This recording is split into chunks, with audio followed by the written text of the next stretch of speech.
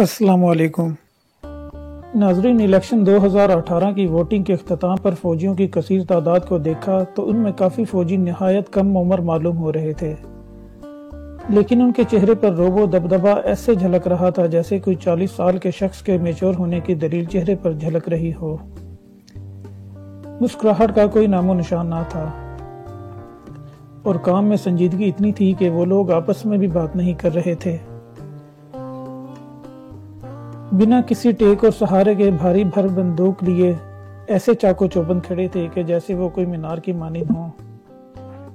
میں ان کو دیکھ کر سوچنے لگا، میں اور میری عمر کے کتنے لوگ اس طرح کھڑے رہ سکتے ہیں، اور کتنی دیر؟ شاید 2 منٹ، نہیں شاید 10 منٹ، نہیں ممکن ہے آدھا گھنٹہ، لیکن آدھے یا 1 گھنٹے بعد میری یا میری عمر کے لوگوں کی کمر میں یقیناً بل آ جائے گا۔ بلا شبہ ہمیں کسی دیوار کا سہارا لے کر کھڑے ہونے کی ضرورت محسوس ہوگی۔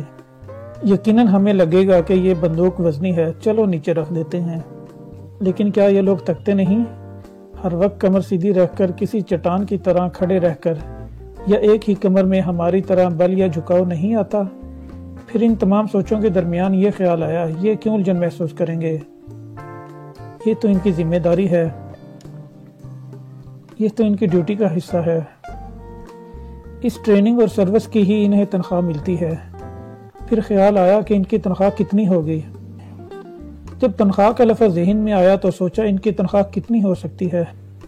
20,000، 25,000، 30,000 یا 35,000؟ خیر اتنی تنخواہ تو میری بھی ہے۔ پھر اتنی تنخواہ کے لیے یہ کیوں اتنی سخت جاب کرنے پر آمادہ ہیں، جس میں نہ گھر کا سکون حاصل ہو، نہ دوستوں کی محفل، نہ ویکینڈ میں آؤٹنگ ہے اور نہ ہی تقریبات میں شرکت، نہ دوستوں کی دعوت، یہاں تک کہ عید کی چھٹیاں بھی فیملی کے ساتھ میسر نہیں؟ تو پھر کیوں صرف اتنی تنخواہ کے لیے اتنی تکلیف؟ یہ تنخواہ تو اپنے شہر میں کسی اچھے ادارے میں صرف 10 گھنٹے ڈیوٹی پر بھی مل سکتی ہے، جس میں گھر میں رہنے کے مزے اور دوستوں کے ساتھ دعوت پر جانے کی تفریح، رات دیر تک جاگ کر دوستوں کے ساتھ کیمپین لگانے، مووی دیکھنے اور ویکینڈ پر دیر تک سونے کے مزے بھی ہیں۔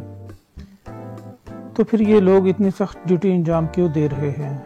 وہ بھی اس عمر میں جو عمر ان کے گھومنے پھرنے کی ہے اور زندگی کو انجوائے کرنے کی ہے۔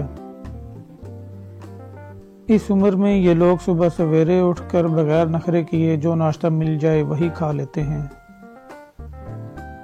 اور سردی و گرمی میں ایک ہی لباس پہنتے ہیں، چاہے گرمی میں الجھن ہو یا سردی میں ٹھنڈک محسوس ہو۔ کھلی فضا میں ڈیوٹی سر انجام دینا پڑ جائے، جہاں گرمی میں نہ کوئی چھت ہو نہ پنکھا، سردی میں نہ کوئی شال اوڑھی جا سکے اور نہ ہی ہیٹر میں بیٹھنے کی سہولت ہے۔ کھانا بنانے سے لے کر کپڑے دھونے تک کے سبھی کام خود کرنے پڑ جائیں تو ایسی جاب کی کیا ضرورت؟ صرف ایک تنخواہ کی خاطر؟ نہیں، ہرگز نہیں، یہ کام صرف ایک تنخواہ کی خاطر نہیں ہو سکتا۔ یہ کام تو صرف محبت میں ہی ہو سکتا ہے، کیونکہ محبت میں قربانی شرط ہے، اور ملک کی محبت میں یہ لوگ قربانی کے لیے تیار ہیں۔ تمام آسائشیں اس عمر میں صرف اس لیے ٹکرانا کہ ہمارے جیسے کروڑوں لوگ اپنی آسائشوں والی زندگی آسانی میں گزار سکیں۔ اپنی خواہشات کے غلام صرف اس لیے نہیں بنے کہ ہمارے جیسے کروڑوں لوگوں کو غلامی کی زندگی گزارنی پڑے۔ گھر والوں سے صرف اس لیے دور ہو گئے کہ ہمارے جیسے کروڑوں لوگ اپنے گھر والوں کے ساتھ ہنسی خوشی کی زندگی گزار سکیں۔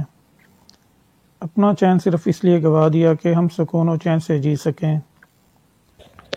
اپنی کمر کو بغیر بلدی سینہ تان کر چٹان کی طرح اس لیے چلتے ہیں تاکہ ہمیں دشمنوں کے آگے جھک کر نہ چلنا پڑے۔ جس عمر میں لوگوں کی پرسنل لائف شروع ہو جاتی ہے اور آنے والی نسل کے 100 خواب سجا رہے ہوتے ہیں، اس وقت بھی ان کی زندگی میں صرف سکون اور خوشحالی کے خواب ہوتے ہیں۔ ہماری گاڑی کا اگر ایک بریک فیل ہو جائے تو ہم ڈرائیو نہیں کرتے کہ کہیں کوئی حادثہ نہ ہو جائے، اور ہم زندگی سے کہیں ہاتھ نہ دھو بیٹھیں، اور یہ اس عمر میں اپنی جان ہتھیلی میں لیے گھوم رہے ہوتے ہیں کہ نہ جانے کب ملک کے دفاع میں اپنی جان قربان کرنی پڑ جائے۔ ان تمام باتوں کو سمجھنے کے بعد مجھے یہ بات بخوبی سمجھ آ گئی کہ یہ فوجی کوئی ڈیوٹی نہیں کر رہے، بلکہ ہم جیسے لوگوں پر احسانات کر رہے ہیں۔ ایسے احسان جس کی قیمت زندگی بھر نہیں جھکائی جا سکتی۔ ہمیں کوئی لاکھوں روپے دے کر بھی خطرناک کام کرنے کا کہے تو ہم صاف انکار کر دیتے ہیں کہ پیچھے ماں باپ بہن بھائی بیوی بچے سب رشتہ دار کہاں جائیں گے اگر مجھے کچھ ہو گیا تو۔ موت کے ڈر سے سڑک بھی ہم ادھر ادھر دیکھ کر کراس کرتے ہیں، لیکن یہ فرشتہ صرف لوگ اپنی جان کی بازی لگا کر اور ہمارے لیے سر پر کفن باندھ کر ہر وقت موت کے لیے تیار رہتے ہیں، اور ان احسانات کے بدلے ہم انہیں کچھ نہیں دے سکتے تو کم از کم کوئی الزام یا گالی بھی نہ دیں۔ شکریہ۔